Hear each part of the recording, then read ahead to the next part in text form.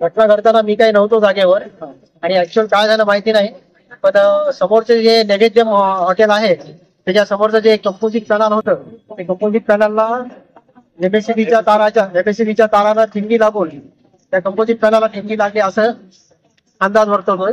आणि त्याच्यामुळे ते तुमचं जे बाहेरचं कंपोजिट पॅनल आहे ते जळालं, बाकी काही झालेलं नाहीये, नुकसान कुठलंही झालेलं नाहीये. हॉस्टेलचं काही नुकसान झालं नाही, नैवेद्यमचं नुकसान झालेलं आहे. महावैष्णवी हॉस्टेलचं काही नुकसान झालेलं नाहीये. वर काही नाही, बरं आम्हाला काही प्रॉब्लेम नाही झाला.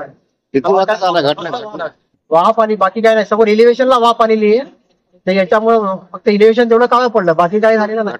नेमकी वेळ काय? 4-5 मिनिटं सकाळी.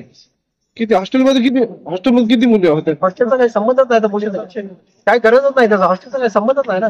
हा तर हॉटेल लागलेली आहे, बिल्डिंग आहे, बिल्डिंग माझी आहे, त्या बिल्डिंगला पूर्ण इलिव्हेशनला काळं पडलेलं आहे, बाकी काही झालेलं नाही आहे. बाकी कोणालाही दुखापत झालेला आहे, कोणाला काही झालेलं नाही. किती गुन्हा झाला? बाजूला एक महालक्ष्मी शोरूम आहे, समोरचा भाग सगळ्याच्या फक्त फ्रंट भाग आणि कोणालाही काही झालेलं नाही. फ्रंट एलिव्हेशन झालेलं आहे, फार मोठं काही झालेलं नाही. पडल्यामुळे झालेलं आहे. झाड आहे, झाडाच्या हालचालीमुळे